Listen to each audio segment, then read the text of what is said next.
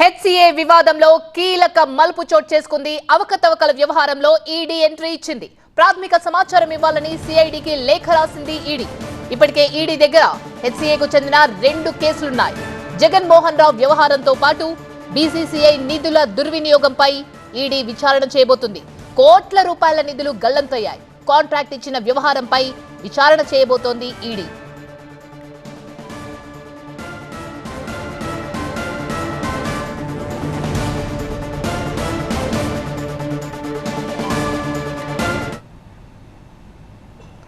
ఇదే అంశానికి సంబంధించి పూర్తి సమాచారాన్ని మా బ్యూరో చీఫ్ విజయ్ అందిస్తారు. విజయ్, అవకతవకల వ్యవహారంలో ఇప్పుడు లేటెస్ట్ గా ఈడీ ఎంటర్ కావడంతో ఎలాంటి మలుపు తిరగబోతుంది కేసు?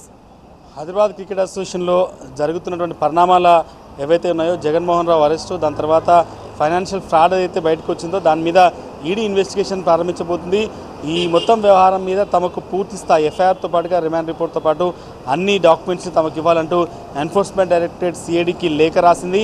నిన్న జగన్మోహన్ రావు అరెస్ట్ అయిన తర్వాతనే పూర్తిగా ఈ కేసుకు సంబంధించిన పూర్తి సమాచారం తమకు ఇవ్వాలంటూ ఈడీ అడుగుతుంది.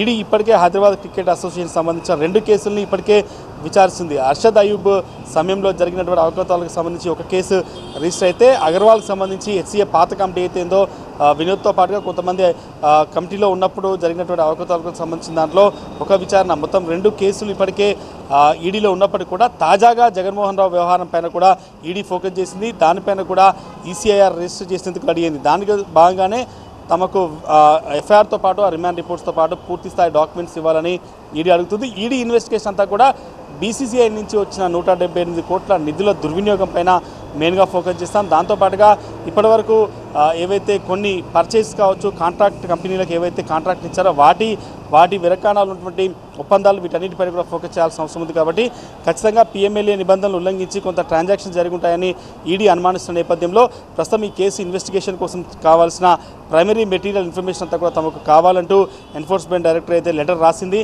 సిఐడి ఇన్ఫర్మేషన్ ఇస్తే పూర్తిస్థాయిలో ఈ కేసు రిజిస్టర్ చేసి ఈసీఆర్ నమోదు చేసి ఫర్దర్గా ఇప్పటికే హెచ్సిఏకి సంబంధించిన కేసులు ఏవైతే ఉన్నాయో వాటితో కాకుండా జగన్మోహన్ రావుకు సంబంధించిన వ్యవహారంలో జరిగిన డబ్బుల మిస్యూజ్ కావచ్చు, నిధుల దుర్వినియోగానికి సంబంధించిన దానిపైన ఈడీ పూర్తి స్థాయిలో ఫోకస్ చేయాలనే యోచనలో అయింది.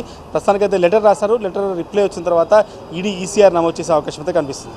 రైట్ విజయ్.